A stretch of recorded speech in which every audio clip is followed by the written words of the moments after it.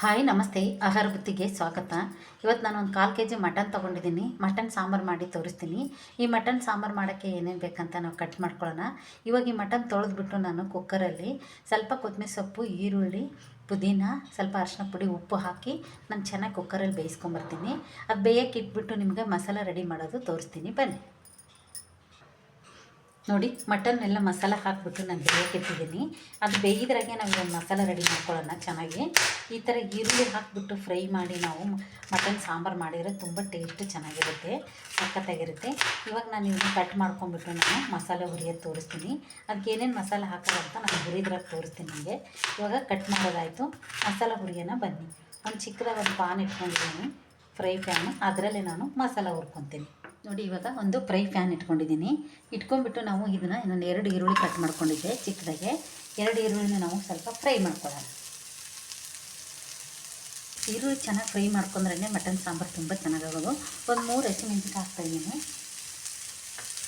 ಈ ಸ್ವಲ್ಪ brown colour ಆಗಿ ಹುರಿಬೇಕು, ಅಂದ್ರೇ ಮಟನ್ ತುಂಬ ಟೇಸ್ಟಾಗಿ ಬರೋದು. ಈ ಸ್ವಲ್ಪ ಬ್ರೌನ್ ಕಲರ್ ಆಗಲಿ ಒಂದೇ ಸ್ವಲ್ಪ ಬಿಟ್ಬಿಟ್ಟು ನಾವು ಎಣ್ಣೆ ಹಾಕೋಣ. ಸ್ವಲ್ಪ 1 ಸ್ಪೂನ್ ಆಗೋಷ್ಟು ಎಣ್ಣೆ ಹಾಕಿ ಕುಡಿದ್ರೆ ಇನ್ನೂ ತುಂಬ ಚೆನ್ನಾಗಾಗುತ್ತೆ. ನೋಡಿ, ಇವಾಗ ಚೆನ್ನಾಗಿ ಸ್ವಲ್ಪ ಫ್ರೈ ಆಗಿದೆ, ಅರ್ಧ ಆಗಿದೆ. ಇನ್ನು ಅರ್ಧಕ್ಕೆ ನಾವು 1 ಪೀಸ್ ಚಕ್ಕೆ, 3 ಲವಂಗ, ಒಂದು ಅರ್ಧ ಸ್ಪೂನಷ್ಟು ನಾನು ಮೆಣಸುಕಾಳು, 2 ಸ್ಪೂನಷ್ಟು ಧನಿಯಾಕಾಳು ತೊಗೊಂಡಿದ್ದೀನಿ.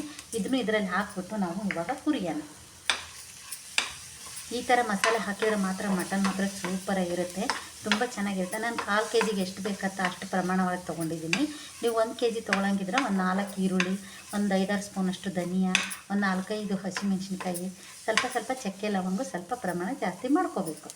ಇವಾಗ ನಾನು ಇದಕ್ಕೆ ಸ್ವಲ್ಪ 1 ಸ್ಪೂನ್ ಆಗೋಷ್ಟು ನಾನು ಎಣ್ಣೆ ಹಾಕ್ತಾಯಿದ್ದೀನಿ. ಎಣ್ಣೆ ಹಾಕಿ ಕುಡಿದ್ರೆ ತುಂಬ ಚೆನ್ನಾಗಿರುತ್ತೆ, ಟೇಸ್ಟ್ ಮಾತ್ರ ಸಖತ್ತಾಗಿ ಕೊಡುತ್ತೆ. ಅದಕ್ಕಂತ 1-2 ಸ್ಪೂನ್ ಎಣ್ಣೆ ಹಾಕಿ ನಾನು ಹುರಿತಾಯಿದ್ದೀನಿ. ನೋಡಿ, ಈ ಥರ ಸ್ವಲ್ಪ ಬ್ರೌನ್ ಆಗಬೇಕು. ನೀವು ಬ್ರೌನ್ ಆಗಿ ಮಸಾಲೆ ರುಬ್ಬಿದ್ರೇ ಟೇಸ್ಟ್ ಚೆನ್ನಾಗಿರೋದು. ಮಟನ್ನು ಬೇಯಕ್ಕೆ ಇಟ್ಟಿದ್ದೀನಿ. ಆ ಬೇಯಿದ್ರಾಗೇ ಇದು ಮಸಾಲೆ ರೆಡಿ ಮಾಡ್ಕೊಂಡ್ಬಿಟ್ಟು ನಾವು ಹುರ್ಕೊಂಬರೋಣ. ನಂತರ ನಾನು ಮಸಾಲೆ ರುಬ್ಬಾದ್ಮೇಲೆ ನಿಮಗೆ ಮಟನ್ ತೋರಿಸ್ತೀನಿ. ನೋಡಿ, ಇವಾಗ ಇದು ಸ್ವಲ್ಪ ತಣ್ಣಗಾಗಿಬಿಡ.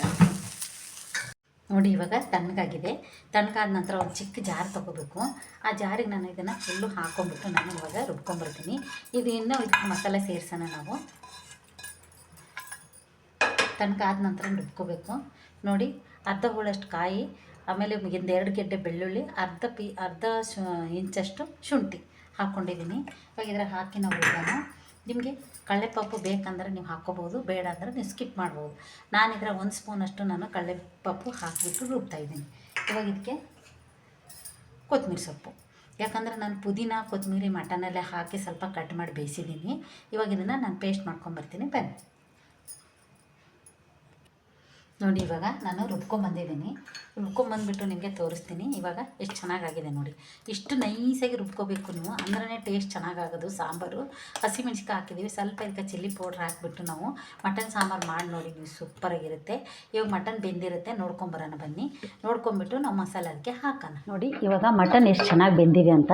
ಯಾಕಂದ್ರೆ ನಾನು ಇದರಲ್ಲಿ ಸ್ವಲ್ಪ ಕೊತ್ತಂಬರಿ ಸೊಪ್ಪು, ಕರಿಬೇವು ಸೊಪ್ಪು, ಕೊತ್ತಂಬರಿ ಸೊಪ್ಪು, ಪುದೀನ 2 ನಾನು ಮಿಕ್ಸ್ ಮಾಡಿದ್ದೀನಿ. ಹಾಕ್ಬಿಟ್ಟು ಈರುಳ್ಳಿ ಚೆನ್ನಾಗಿ ರೋಸ್ಟ್ ಆಗಿಂದಲೇ ನೀವು ಮಟನ್ ಹಾಕಬೇಕು. ಹಸಿ ಬಿಸಿ ಆದಾಗೆ ಈರುಳ್ಳಿಗೆ ನೀವು ಮಟನ್ ಹಾಕಕ್ಕೆ ಹೋಗಬೇಡಿ. ಸ್ವಲ್ಪ ಬ್ರೌನ್ ಕಲರ್ ಆಗೋವರೆಗೂ ನೀವು ಈರುಳ್ಳಿ ಫ್ರೈ ಮಾಡ್ಕೊಂಬಿಟ್ಟು ಇದೇ ಥರ ನೀವು ಮಾಡ್ಕೋಬೇಕು. ಇದಕ್ಕೀಗ ನಾವು ಮಸಾಲೆಗಳು ಹಾಕೋಣ. ನೋಡಿ, ನಾನು ಹಸಿಮೆಣ್ಸಿಕಾಯಿ ಹಾಕಿದ್ದೀನಿ. 1 ಸ್ಪೂನ್ ಆಗೋಷ್ಟು ಚಿಲ್ಲಿ ಪೌಡ್ರು, 1 ಸ್ಪೂನ್ ಆಗೋಷ್ಟು ಗರಂ ಮಸಾಲ, 1 ಸ್ಪೂನ್ ಆಗೋಷ್ಟು ಮಟನ್ ಮಸಾಲ ಹಾಕಿಬಿಟ್ಟು ಇದನ್ನು ಚೆನ್ನಾಗಿ ಸ್ವಲ್ಪ ಫ್ರೈ ಮಾಡೋಣ.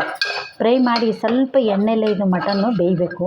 ಖಾರ ಇದು ಉಪ್ಪು ಹತ್ತಿದ್ರೇ ಮಟನ್ ಚೆನ್ನಾಗಾಗೋದು ಇದು. ಈ ಥರ ಇವಾಗ ಇದು ಸ್ವಲ್ಪ ಒಂದು ಕುದಿ ಬೇಯಲಿ.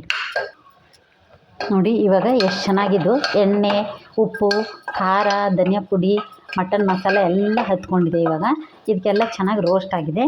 ಇವಾಗ ನಾವು ಮಸಾಲೆ ರುಬ್ಕೊಂಡ್ಬಂದಿದ್ದೀವಲ್ಲ, ಆ ಮಸಾಲೆ ನಾವು ಇದಕ್ಕೆ ಹಾಕ್ಕೊಳ್ಳೋಣ. ಆ ಮಸಾಲೆ ಹಾಕಿಬಿಟ್ಟು ನಿಮ್ಗೆ ನೀರು ಎಷ್ಟು ಬೇಕೋ ನೋಡಿಕೊಂಡು ಇದಕ್ಕೆ ನಾವು ನೀರು ಹಾಕ್ಕೊಳ್ಳೋಣ. ಗಟ್ಟಿ ಬೇಕೋ ತೆಳ್ಳಗೆ ಬೇಕೋ ನೋಡ್ಕೊಂಬಿಟ್ಟು ನೀವು ಹಾಕ್ಕೊಳ್ಳಿ. ನಾನಿವಾಗ ಜಾರ್ ತೊಳ್ಕೊಂಬಂದು ನಾನು ಅದಕ್ಕೆ ನೀರು ಹಾಕ್ತೀನಿ.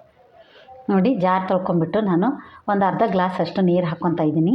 ನಿಮ್ಗೆ ಎಷ್ಟು ತೆಳ್ಳಗೆ ಬೇಕೋ ಗಟ್ಟಿ ಬೇಕೋ ನೋಡ್ಕೊಂಬಿಟ್ಟು ನೀವು ನೀರು ಆ್ಯಡ್ ಮಾಡ್ಕೋಬೋದು. ನಾನು ಇನ್ನೊಂದು ಸ್ವಲ್ಪ ನೀರು ಬೇಕಂತ ನಾನು ಹಾಕ್ತಾಯಿದ್ದೀನಿ. ನಾನು ಸ್ವಲ್ಪ ನೀರು ಹಾಕ್ಕೊಂಬಿಟ್ಟು ನಾನು ಇದನ್ನು ಮಿಕ್ಸ್ ಮಾಡೋಣ. ಈ ಥರ ಮಟನ್ ಸಾಂಬಾರು ಮಾಡಿ ನೋಡಿ ನೀವು, ಸೂಪರಾಗಿರುತ್ತೆ. ಇದು 1/4 kg ಮಟನ್ ಇರೋದಕ್ಕೆ ನನಗೆ ಇಷ್ಟೇ ಸಾಕು ಅನಿಸುತ್ತೆ. ಇವಾಗ ಇದನ್ನು ಹಾಕ್ಬಿಟ್ಟು ನಾವು ಉಪ್ಪು ಖಾರ ಟೇಸ್ಟ್ ನೋಡಿ ಇದನ್ನು ಸ್ವಲ್ಪ ಒಂದೇ ಒಂದು ಕುದಿ ನಾವು ಕುದಿಯಕ್ಕೆ ಬಿಡೋಣ. ನೋಡಿ ಎಷ್ಟು ಚೆನ್ನಾಗಾಗಿದೆ ಅಂತ ನಿಮಗೆ ಗೊತ್ತಾಗುತ್ತೆ. ತುಂಬ ಚೆನ್ನಾಗಿರುತ್ತೆ. ಇದು ಎಣ್ಣೆಲಿ ಖಾರ ಉಪ್ಪು ಬೆಂದ ನಂತರ ಮಸಾಲೆ ಹಾಕಿ ನೋಡಿ ನೀವು ಎಷ್ಟು ಟೇಸ್ಟ್ ಇರುತ್ತೆ ಅಂತ ನಿಮಗೆ ಗೊತ್ತಾಗುತ್ತೆ. ಇವಾಗ ಇದನ್ನು ನಾವು 1 ನಿಮಿಷ ಇದನ್ನು ಮುಚ್ಚಿ ಇನ್ನೊಂದು ವಿಶಿಲ್ ಹೊಡ್ಸೋಣ. ಯಾಕಂದ್ರೆ ಮಟನ್ ಮಾತ್ರ ನಾವು 3 ವಿಶಿಲ್ ಹೊಡ್ಸಿರ್ತೀವಿ.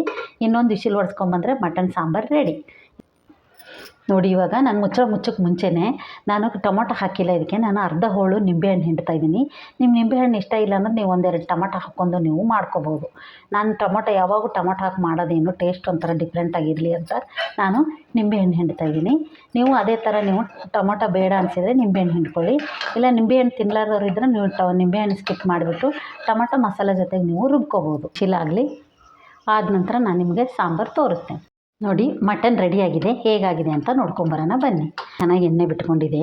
ಎಷ್ಟು ಚೆನ್ನಾಗಾಗಿದೆ ಅಂತ ನೀವೇ ನೋಡಿ. ಸೂಪರಾಗಿರುತ್ತೆ. ಈ ಥರ ಮಟನ್ ಒಂದು ರೆಸಿಪಿ ಮಾಡಿ ನೋಡಿ ನೀವು, ಎಷ್ಟು ಚೆನ್ನಾಗಿರುತ್ತೆ ಅಂತ ನಿಮಗೆ ಗೊತ್ತಾಗುತ್ತೆ. ಇವಾಗ ನಾವು ತಟ್ಟೆಗೆ ಸರ್ವ್ ಮಾಡ್ಕೊಂಡು ತಿಂತಾ ಇದ್ದರೆ ಸೂಪರಾಗಿರುತ್ತೆ. ನೋಡಿ ಈ ಥರ ಮಟನ್ ಸಾಂಬಾರು ಮಾಡೋದು ನಿಮ್ಗೆ ಇಷ್ಟ ಆದಲ್ಲಿ ಲೈಕ್ ಮಾಡಿ, ಶೇರ್ ಮಾಡಿ, ಸಬ್ಸ್ಕ್ರೈಬ್ ಮಾಡಿ. ನಮಸ್ತೆ.